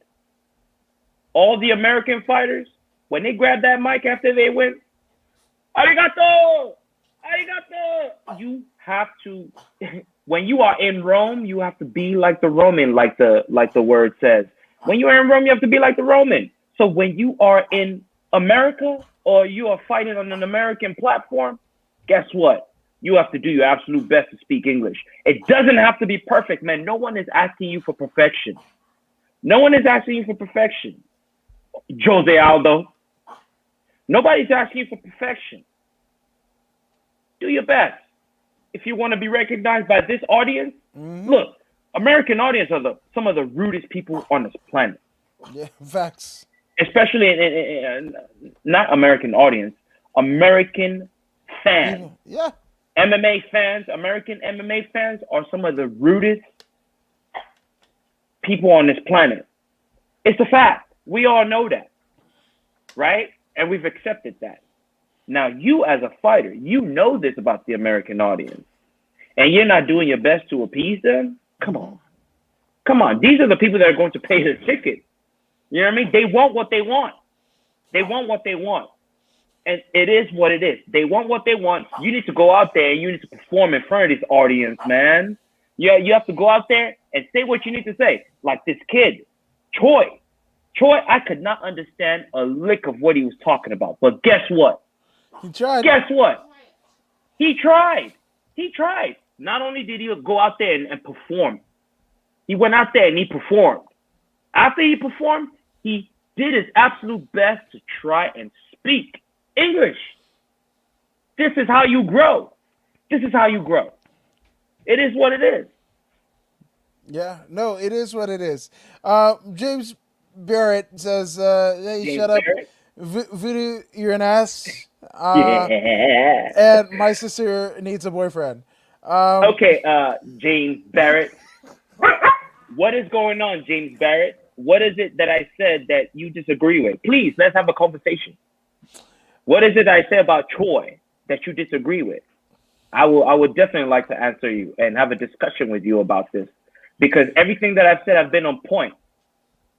You tell me what you disagree about, and we can discuss it like gentlemen. Maybe it's the points that he's kind of speaking of. He knows that you're on point, which is why he said that his sister needs a boyfriend, right? Because you are right on point and whatever. But sorry, James Barrett's sister, much like Paul McCartney, he's taken. Or Lennon, right? It was Lennon. He's taken, right? And by the way, James Barrett, like, share, and subscribe, homeboy. Let's go. Oh, here we go. I want a brother-in-law who knows how to fight. See, we knew this. Okay, there you go. We Voodoo's taken, but we can introduce your sister to many. Yes, Hey, absolutely. we know many professional fighters that will accommodate your sister. So please, just like, share, subscribe. Send it to your sister. Like, share, and subscribe. Let us share, subscribe, and we'll hook her up with a fighter. Okay. You said accommodate your sister. um, like the you are white belts. I'm a white belt actually. That is fact. That is fact. White belt. I'm a no I'm strike a white purple belt. belt champ. Yeah, this guy competed at Naga for a belt. I can't, and I might be a little jealous. But Hey, the last time I competed in my age bracket the day Kobe died. I ooh, competed that Sunday, yeah. And I came up with 2 goals, man. So I think I'm still doing pretty good for my age, champ. I'm still doing pretty good. Definitely yeah, not a white belt though. I White am. belt. You I'm must be not a talking white to belt. me. Not a white belt. I'm a white belt for sure. Um, but so two people that aren't white belts at all, Davy Grant and Marlon Chito Vera, basically Yeah. a redo of their previous fight some years back. But Chito basically, mollywomping Davy Grant to a unanimous decision. And we kind of picked this one. I mean, of course, Marlon Vera, his home team, right? He trains at Team Oyama. He's a Mm-hmm. SoCal guy. Trains at Ruka as well, right? In Costa Mesa, but there's levels, right? And I think with Marlon after the whole, Sean O'Malley, kind of debacle, he showed Mm-hmm. one that he was capable of handling all of the pressure that Mm-hmm. O'Malley was bringing, right? He Mm-hmm. didn't falter like Jose Aldo did when facing Mm-hmm. Conor McGregor, right? And just Mm-hmm. and get right across right to the face and dead dick in the dirt, right? Mm-hmm. So Marlon, showed his acumen because Sean O'Malley, regardless of his tattooed face and weird hair, Mm-hmm. and misogynistic stuff that he says with Casey Kenny on his Twitch page, regardless of that fact, he is a pretty legit, a jiu-jitsu practitioner. And Marlon basically mollywopped him, right? So there's Mm-hmm. levels to this stuff. And Mm-hmm. Chito Vera basically showing that this time around, he's just infinitely levels above one Davy Grant. Yes. Okay, let's dive into Chito Vera real quick. Chito Vera, upon the first time he faced Davy Grant, he was a man on a mission. He left his home country, came Wait, here to America was he by Mabel or himself. Mo? I'm sorry, Was he Mabel or Mo? I don't understand. You said men on a mission. Oh yeah, that's right. I forgot about those guys, the Or was he WWE dudes. Oscar? Or was he Oscar? Could have been Oscar. But anyway, you're saying Yeah. he So was so Mabel Mo and Oscaring his way to the U.S. from his native country, from his and native country, and now he's in the U.S. with his family back home. Now, when you when you are a fighter and you are not an established fighter yet, you're giving away so much, right, right? His mind is split. His mind is split. One, he has to worry about sending money home, right, so he can feed his kids. Uh, uh, uh, uh, uh. He has to worry about maintaining himself here. You know what I'm saying? And right, it costs money to be able to get that top notch Jason Perillo type training, right? yeah, So he wasn't. He was a diamond in the rough, to say the least. Back then, he was a diamond in the rough that wasn't polished yet. So when he faced Davy Grant was already polished, right? Davy Grant is coming from Britain. We know Britain to have excellent boxing. Even if you at the lowest level, it's gonna be better boxing than normal folks. Brits have great boxing, and Davy Grant is not just a great boxer. Even back then, he was a great kickboxer. So he faced Marlon Vera and he beat him. He beat him soundly. So now Marlon, he was able to bring his family here. Now he's more established, right? Now that he's more established, now his mind is not split anymore. There's money in the bank now. The kids can eat, right? Now there's a house. Kids are living in a house, you know? We don't live in an apartment now. So he's doing big things now. He's got excellent coaching around him now. Now his mind is at peace. Now, a Chito Vera with his mind at peace is a dangerous human being, as was discovered by Sugar Sean O'Malley. Like, you know what I mean? This kid is calculated now. He is going in there to destroy any opposition that's in front of him. And this is what we witnessed yesterday. The way he grabbed that neck and dropped 5 elbows in a row, 4 to 5 elbows in a row. It was shocking to me. But then I wasn't surprised. I was shocked, but I wasn't surprised. The calm, that his presence in the cage, lack of fear, piercing eyes. These things you must notice when you watch these fights. You got to watch these things. The piercing eyes, unwavering will. He knew when he walked in there that somebody's gonna die, and it ain't gonna be him. You could see it. You could see it. You could smell it. You could smell it. And the control, the calm, the choice of strikes that he chose to throw, everything, he was firing on all cylinders, man. And his opponent, Davey, phenomenal. Everything he did was great. But Marlon has the equalizer, man. This was the game changer right here. The elbows were the game changer. He brought the elbows in, and it changed everything completely. And 15 minutes later, man, Davey Grant was all cut up all over his face. Yep. You know, he was cut up all over his face, and Marlon like Abdullah the Butcher. Marlon reigned victorious. Both gentlemen were so effective in what they were doing that they earned fight of the night. And this is striking at the highest level. Striking at the highest level. Marlon Vera, even though he is a lower tier top 15 fighter, he has shown enough to the UFC such that if an opportunity arises, he will be getting a phone call. If I'm Marlon Vera, I will be keeping my weight down. I will be keeping my weight down because in the next few weeks, there's a good chance that they will call him again just because he was so dominant. I mean,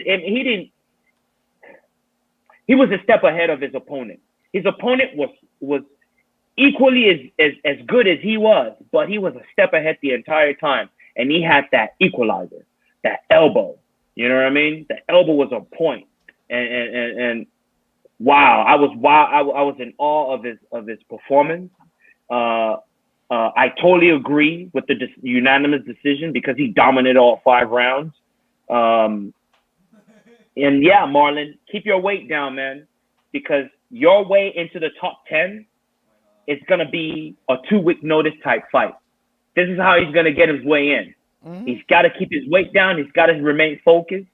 Don't be satisfied yet. This was a very good victory, man. It was good for you to get this win, rectify this loss against Grant. It's fantastic. But I see in his future, for him to move at the rate that he would like to move, he is going to have to take those 2 weeks notice or 3 weeks, a short notice fight. This is his way into where he needs to get to, man. And I wish him nothing but the best. And I look forward to him reigning supreme and getting to his goal, which is a title match. Yeah, no, 100%. So it'd be cool. I'll who is it? The last person? Oh, fucking Do Bronx, bringing the title back to the favelas. It'd be cool to see Chito do that. But again, there's some inroads that he has to make. But righting this wrong is a good way, a definitive good way to kind of echo your sentiment. So yeah, and Chito is a great ambassador, man, for Ecuador. I mean, how many Ecuadorian fighters are out there right now, shining bright like he is? I can't name one. I can't. We might know someone, but nothing pops in my head. But Chito, on the other hand, I know that name. It's a Chito show. It's my show. Yeah. It's a Chito show. That it Oh. absolutely is. Absolutely. But speaking of things that are Cheeto, well, not so much things that are Cheeto, but definitely a part of the show. We are at the co-main event of the evening. We have Sergey Spivak against the OG Alexei Olnik. Mhm. Now, unfortunately, I mean, we both picked Alexei Olnik to win just because out of respect, right? Yeah. But there was a good chance that Sergey Spivak was going to come away with the win. That Yeah. ended up being true. You know, Yeah. might be an eerie foreboding of what was to come. Now, we Yeah. did see, kind of flashes of old Olnick, right? Where he did, hit kind of that boa constrictor like Ezekiel, right? He kind of had it and whatever, but there was not enough time left in the round, for him to finish it off. I believe that happened in the second round, right? Mhm. And Olnick was cutting up. He looked like Abdullah the Butcher. Mhm. Mhm. He was bleeding like a stuck pig, and Mhm. at this juncture of the game, like I wouldn't be surprised if we see Alexei Olnick basically retire because this is three and out in the UFC. Yes, he has wins over former champions and what have you, but Mhm. I'd say maybe if you just put him in in there with Francis, right? I think he Mhm. might, he might give Francis some problems. You theoretically speaking, you could say if he can avoid Francis's KO power and gets him to the ground, he could be, the UFC heavyweight champion. That Yeah. theoretically, I said Theoretically, yeah. theoretically, right? But there's a fucking shit ton of people that he has to go through to do it, and that's where it all falls apart. And you know what that reminds me of? That idea. It's like taking Olenek, strapping a bunch of steak all over his body, right? Juicy steak, and then you throw him to some hungry dogs. That's and then expect him to make it out alive. That's what that reminds me of. Olenek, hey man, let me tell you something. Let me tell you something. This Sergey Spivak, I'm very disappointed. Very, very disappointed. Olenek went 15 minutes with you. You had all the advantages: reach advantage, height advantage, youth, boxing, whatever. He had all the advantages, and he couldn't stop Olenek. He does not belong in the UFC. That was not a win in my book. That was a loss. That was a loss in my book. You couldn't stop Olenek. Olenek had nothing. Nothing. All he was throwing was looping overhands. Looping overhands. He had nothing. He had no technique, no nothing. All he brings to the table is that choke, whatever that choke is called. That's all he's got. And you couldn't stop him. He couldn't even take you down. He couldn't take the guy down. He had a very good defense, which is fantastic. He just kept framing his head off, right? And the guy Olenek couldn't close the distance. Great. After you frame his head off and you push him off, why can't you go right to work and finish this dude, man? Like, are you serious? You can't stop Olenek in less than one round. He went 15 minutes with you. Are you serious, Olenek? He does not belong in the UFC. This cat, this Olenek, not Olenek, the Spivak. Are you serious, Sergey Spivak? Aren't you Russian? Is he Russian? He's an embarrassment to Russians. This guy. You call yourself a polar bear? You ain't no polar bear. You're not a polar bear. He's from the Ukraine. This guy, are you serious? That's the best you can do? That's the best you can do? What? That's literally what my in-laws said to my wife when she met me. It's the best. It's the best. You know, just saying. I might be Hey proving them man, right. I was expecting way more than what I witnessed. I Yeah, mean, not that I was wishing ill will on Olenek, but he should have been put to sleep quite easily. quite easily. All the dude had to do was box him. Just box him. He's gonna throw a loop in hand, block it, and hit him with the 1-2, and that's it. But he went 15 minutes with Olenek, man. 15. That's an embarrassment. Let's move on from this topic. He does not deserve any more of our attention. Yeah. Shout out to Olenek, by the way, for going Yeah. 15 minutes with that young dummy. Yeah. No. I'm always gonna praise that guy. So let's let's move on because we have Straight up. the main event of the evening. We have the Korean Zombie Chang Sung Jung against Mm-hmm. Dan Ige, Mm-hmm. and fuck man, like shit man. Okay, Dan Ige, like I said, yeah, he was good to get his first fucking 50K. As somebody that is named and has the moniker 50K, he got his first, you know, 50K bonus 2 fights ago. Big deal. Mm-hmm. And I don't want to fucking shit on him because he's Hawaiian, right? Mm-hmm. But like, it's just Jang Shung Jung, right? The Korean Zombie. Mm-hmm. Obviously, he missed 3 years at the height of his career Mm-hmm. because of his, military service, mandatory South Mm-hmm. Korean military service. Mm-hmm. And then had that fucking fight with Ortega, which Mm-hmm.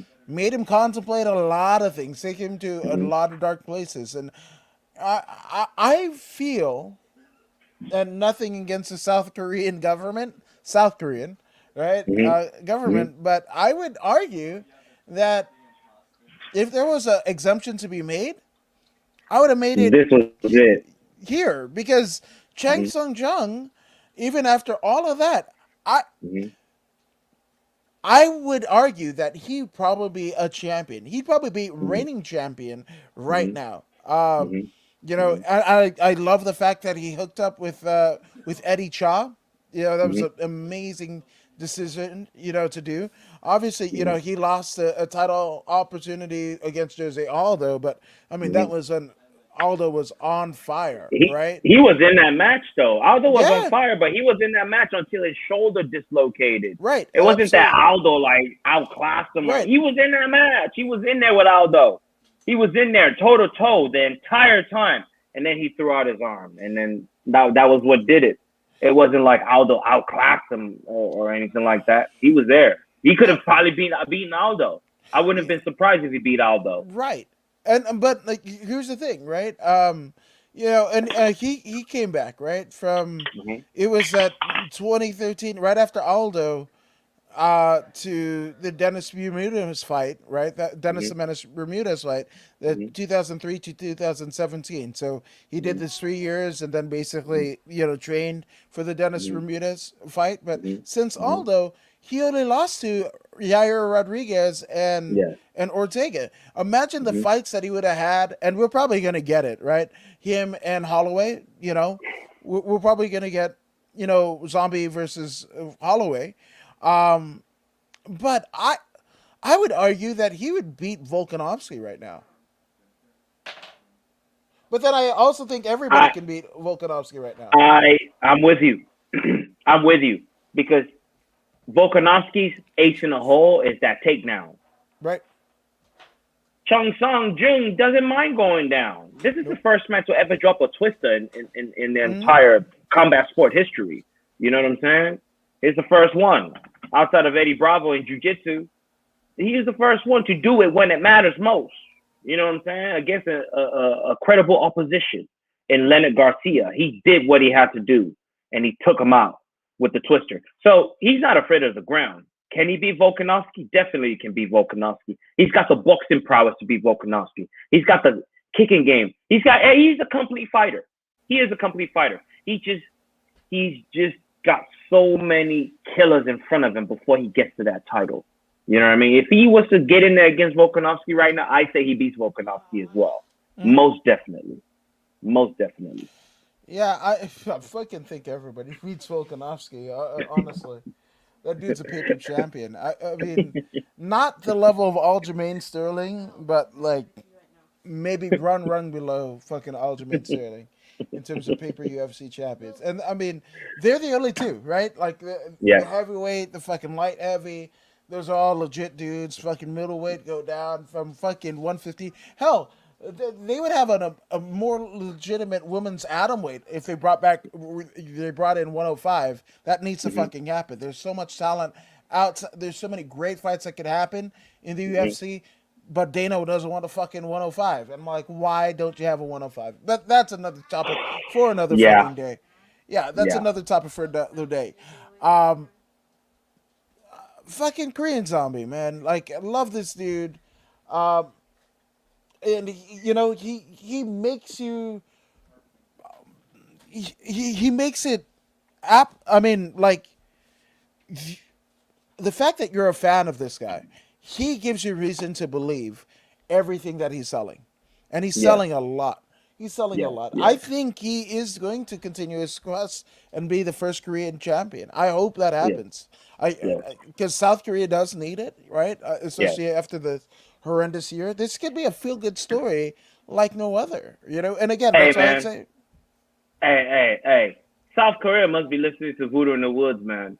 They must be. they They always must do. be because they're doing everything right. They're doing everything right. When was the last time you saw Korean Zombie attempt to speak English? I don't think I've ever heard him speak English. But this post fight interview, he knew he was a, you know what I mean. He had all the spotlight on him. You know what I mean. And what did he do? He called out Max Holloway. He said, "I think I can beat him. Mhm. He doesn't have knockout power, and I believe I can beat him." Yeah. You know what I'm saying? This is how you become great. This is the ticket right here, man. This is the golden ticket to the chocolate factory. Oh, This is English is the golden ticket for all you foreign fighters. You know what I mean? I know you're watching. You're watching us. Like, share, and subscribe, by the way. I know you're watching us. I know your coaches are watching. Somebody's watching. And they're telling you the information that we're spitting. They're picking up what we're throwing down. You're doing the right thing, Koreans. You're doing the right thing. Chung Song, keep speaking, brother. Hey, man, it doesn't have to make sense. You just got to enunciate English words. That's all that matters. That's all that matters. This is what's going to build your platform. You already have a platform. You're going to go into the stratosphere now. This is the secret. You want that fight? You want that fight for the championship? You want that Max Holloway fight? You keep speaking English on your social media and see what happens. You go on social media and speak for 10 seconds. Speak another sentence every other few days or whatsoever. Learn another sentence and put it on social media. People will listen. Once they start listening, they will start speaking. Once they start speaking, someone will start talking to Dana White. Once they start talking to Dana White, buzz. Once there's buzz, you get what you want. Keep talking. Keep talking. Yair Rodriguez, he might lose that fight if you keep talking. I mean, he did say, "Hey, I don't want to disturb Yair Rodriguez's fight with Max, but I can beat him." This is a fight that I would rather see. yeah. Yair Rodriguez, I like Yair. I like him. But I think a match between Chung Song and Max Holloway will make way more money Yeah. than Yair Rodriguez. Even though Yeah. Yair Rodriguez is the kind of fighter that I love, the dynamic striker, Yeah. the one that goes out of the way to do a backflip to kick you in the face. I like those guys. These guys are the future. However, the better fight is Max Holloway versus Chung Song. I truly believe that in my heart. And Chung Song, if you're listening, I know you're listening. I know your coaches are watching. Hey, keep speaking English and you will get it. Yeah, and it's crazy. The top five, right? So as believed by the UFC, right? Korean Zombie is number 5. Yair at number 4. Zabit, Magomed Sharapov is number 3, and then wait, this has to be an old fucking list because it has Mm-hmm. Holloway up top. It has Holloway Holloway up. should be like 1 or 2, man. Okay, so then that's everybody outside of that isn't actually competing for the title. Yeah, so Mm-hmm. we've got ooh God, we've got Calvin Cater number 5, Mm-hmm. uh, Zombie at 4, Mm-hmm. Yair, Brian Ortega, Max Holloway, Mm-hmm. and then Mm-hmm. Volkanovski, right? So, Yes. and then Hey. Look, they should go back and make that the Russian cat, the 6 foot whatever Russian cat you just mentioned, and I forget. Yair versus that guy. Go back and oh, make that Zabit, fight. Zabit, Zabit. Go back and make Zabit versus Yair. Put that back on the map, and yeah, then bring Max Holloway post injury and Korean Zombie. Put all those guys on the same card. Put those 2 matches on the same card yeah. and see what happens. Honestly, right? That, I mean, okay, Max Holloway versus Korean Zombie.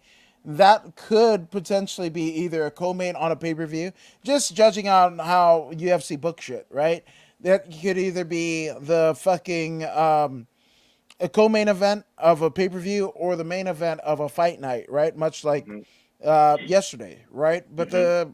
the catch 22 is, will the title fight, the Volkanovski Ortega, is that going to be on the Ultimate Fighter finale, or is that going to I be believe that's a pay per view. It's a okay? pay per view of its Okay, own. Yeah. yeah. Mm-hmm. So then that's what you do, right? Mm-hmm. You do Ortega Volkanovski, and then the Mm-hmm. co-main should be Max and Zombie. That's what Yes. I would do. Yes. Yes. And throwing Yair versus the beat on there too. Why not? Why not? Why Anybody not? gets injured, move Isn't somebody up. Why isn't not? Zabit injured though? There's something I going don't on with know. Zabit. I don't know. I haven't seen the beat in so long. Look, man, if you can't perform, there's so little hours in the day that I cannot. I have no time for someone who is injured. No disrespect, by the way. There's so many fighters that if you're ready to go, man, I'm ready to watch and analyze you. But if you're injured, hey, stay injured. It is what it is. You're injured. You know what I mean? Zabit's injured. Okay, then he's injured. If you're retired, Khabib, then you're retired. Hey, the show must go on, man. I learned that one from Vince McMahon, right? Ultimate Warrior, you want to leave? Okay, bye. The show will go on. I learned that from him. Hulk Hogan, you want to go? Bye. The show will go on. We will promote somebody else. We'll take that rocket, strap it to his back, and launch that sucker. This is how it goes. This is how it goes. You know what I mean? You want to be part of the game? Then get make yourself known. Step up. Zabit. Okay, You want to leave? so Bye. all right. You want to leave? Bye. You Oh, injured? Okay. You want to leave? Bye. What's up, sir? okay. Zabit is actually having health problems. His immune Okay. system Sorry. is compromised. Yeah, I was like, Okay, sorry. that's the fucking make your words soft and sweet just in case you Hey, have to look, eat them man, you later. can't be 6'5", cutting down to 145, and not expect to have immune system issues or whatever. What did you say it was? What was the Yeah, it problem? was immune deficiency for sure. Look, man, you can't be a 6 foot something cutting down to 145, man. Go on to 155 where you belong. Go on to 155 where you belong and see how healthy you're gonna become. He gets fucking Why is killed he at cutting all the way 155. down there when he's a much bigger dude? You know what I mean? Come on, man. In trying to beat the system, I believe he has beaten himself. Wait. So you're proposing he go to lightweight? Yeah, Wait, he's wait. 6'5", Okay, 6 foot whatever. let's just go the top 10, right? The top 10 of the fucking lightweight division is Gregor Gillespie, Okay, Islam Makachev, Dan okay, Hooker, okay, RDA, Tony okay, Ferguson, okay. Connor's still listed here, Mike All right. Chandler, Benil Okay, Dariush, okay, Gaethje, all right, Poirier, and okay, Oliveira. Zabit's okay. gonna have trouble in Hey, all of look, these man. motherfuckers. This is what he Even signed up Connor. for, man. This is Zabit what he has signed trouble. up for. Ugh. This is what he signed up for. Hey, man, he needs to believe in himself. He is a dynamic striker. Not only does he have jiu-jitsu, he's got wrestling, Dagestani wrestling. Not only does he have kickboxing, he's got dynamic striking. The boy is ready, man. Stop killing your body going down to 145 when you can clearly make 155 easily. You know what I mean? Khabib, stop going down to 155 when you were clearly a 170 pounder. You know what I'm saying?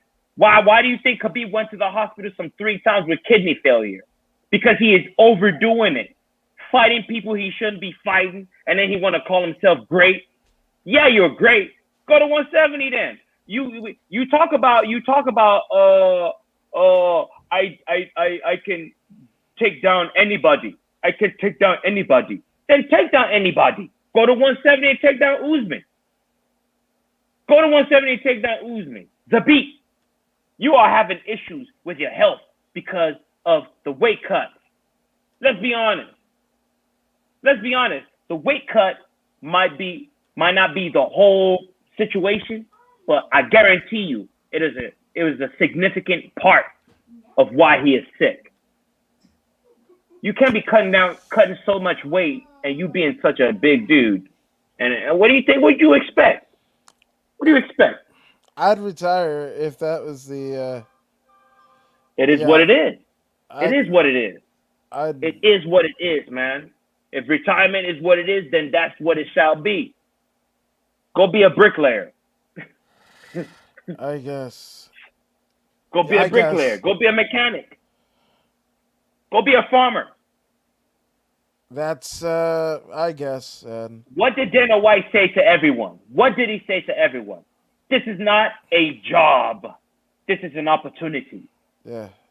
This is an opportunity. These folks need to realize this. This is not your job. This is your opportunity. This is like winning a lottery. You know what I'm saying? You're not always going to win the lottery, man. The window is very small, and you got to maximize within that period of time. You know what I mean? Look, man, just figure something out. Yeah. Yeah. We shall see. We shall see. But I'd rather retire than than yeah. I'd rather retire. So do use a beat, whatever the fuck. But yeah, fucking Korean Zombie Holloway, do that shit twice on Sunday. I like that Yeah. fucking fight. Oh, I yeah. want Ortega to fucking beat the bricks out of Volkanovski because that motherfucker is just boring. Like I I remember just like loving the fucking Ultimate Fighter, being super excited.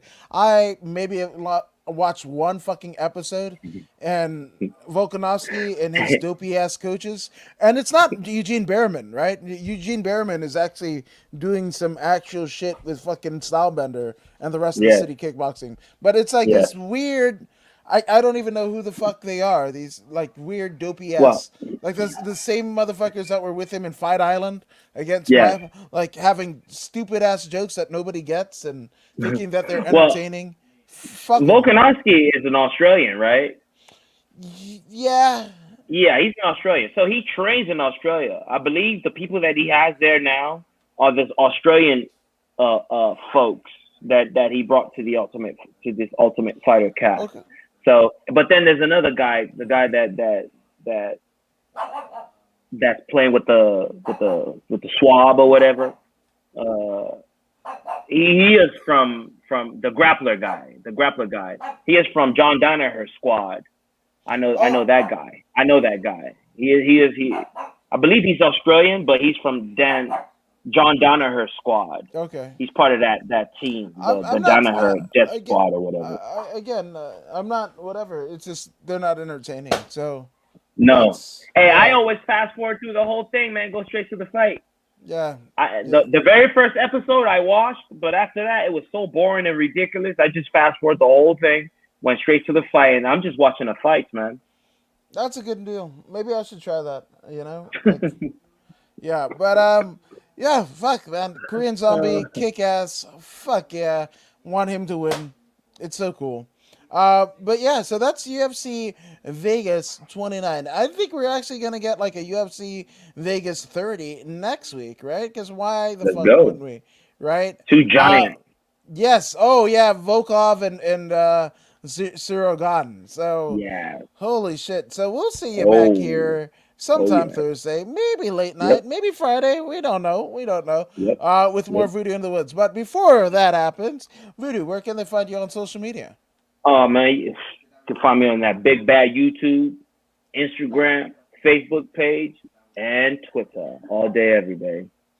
Yes, and I'm According to Woods, where you can find me literally on According to Woods across the board, except for Twitter, where it's Adam K. Woods. But if you suits your fancy, go ahead and type in According to Woods. That'll pop up to you.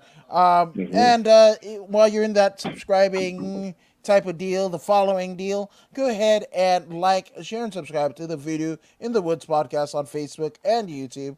And until then, you guys have a kick-ass week. Fucking AMC to the moon. And we'll see you Mm-hmm. later with more voodoo in the woods.